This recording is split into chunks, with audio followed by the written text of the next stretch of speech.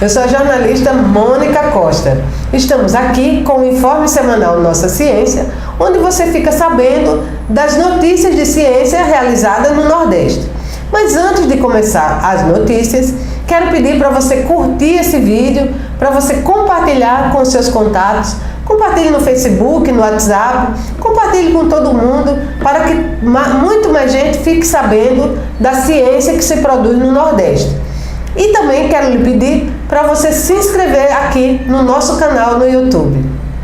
Olá, sejam bem-vindos. Eu sou a jornalista Edna Ferreira. E na coluna Diversidades dessa semana, o professor Ricardo Alexino fala sobre o aumento das produções científicas como artigos, livros, teses, dissertações e trabalhos de conclusão de curso sobre questões étnico-raciais.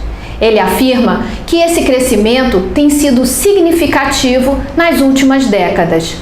Ele destaca o livro Bibliografia sobre o Negro Brasileiro, da autora Solange Couceiro, que foi lançado em 1971 pela USP e que se tornou referência no assunto.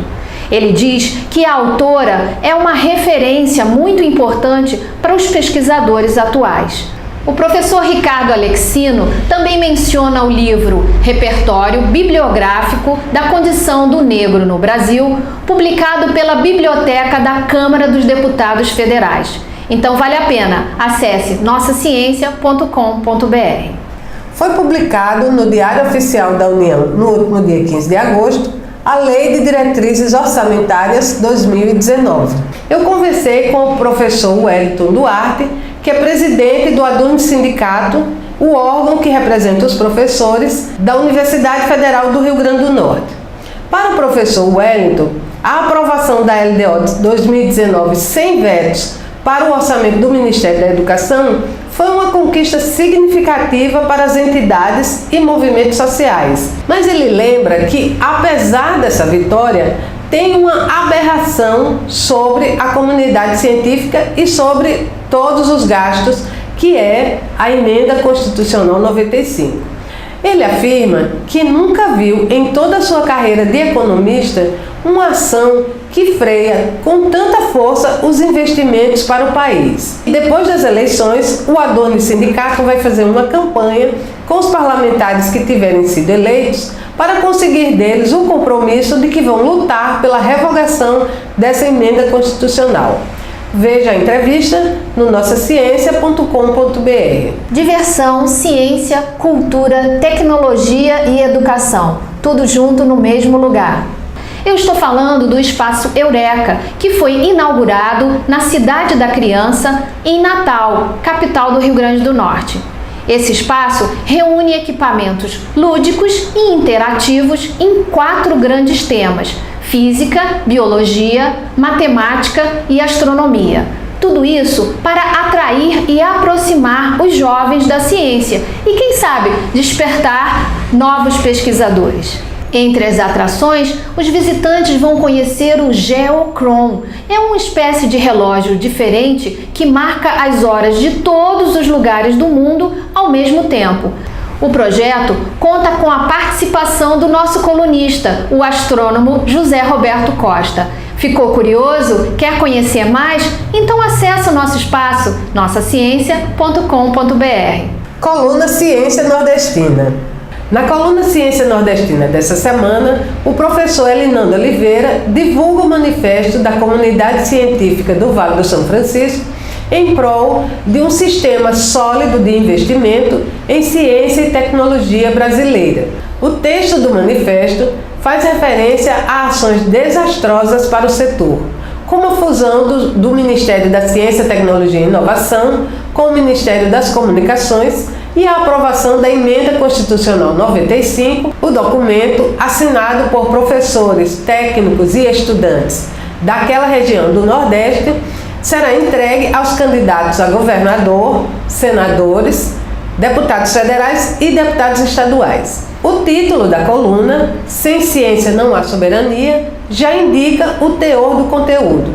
Ao final da coluna, há o link para quem quiser assinar a petição. Acesse lá nossaciencia.com.br. Na coluna Ceará dessa semana, um artigo sobre comunicação sem fio, de autoria de pesquisadores da Universidade Federal do Ceará, foi premiado como um dos melhores por uma das instituições mais importantes de engenharia do mundo. Essa notícia, quem nos traz é a jornalista Gisele Soares, na coluna Ceará. O artigo trata da tecnologia MIMO, que é uma sigla que significa múltiplos inputs e múltiplos outputs, e consiste em equipar uma base de comunicação com várias antenas, um grande número de antenas, e isso vai atender muitos usuários ativos que estão no mesmo tempo e numa mesma frequência. Para entender melhor o artigo e a pesquisa, acesse Coluna Ceará no nossaciencia.com.br. Pesquisas de intenção de voto. No artigo dessa semana, o professor Homero Costa analisa as pesquisas de intenção de voto. Ele afirma que as pesquisas estão na base da maioria das informações que dispomos, não só sobre as eleições, mas inclusive sobre o país, como o índice de inflação, crescimento econômico e também a popularidade dos governantes. Há dois aspectos importantes sobre as pesquisas. O primeiro é que são caras, e o segundo é que elas refletem o momento em que foram realizadas. As pesquisas ajudam no planejamento das campanhas, elas influenciam eleitores e partidos, mas elas não têm condição de mudar o resultado das eleições. Com relação ao custo, o professor informa que nas últimas eleições, as eleições presidenciais de 2014, os dois partidos que foram para o segundo turno gastaram somente com pesquisas eleitorais, o PT gastou 11 milhões e o PSDB gastou 9 milhões. Para ler o artigo na íntegra, acesse nossaciencia.com.br. Bom, ficamos por aqui. Na próxima semana tem mais. E não se esqueça, curta o nosso vídeo, compartilhe e se inscreva aqui no nosso canal. Então até semana que vem. Obrigada. Até lá, até a próxima.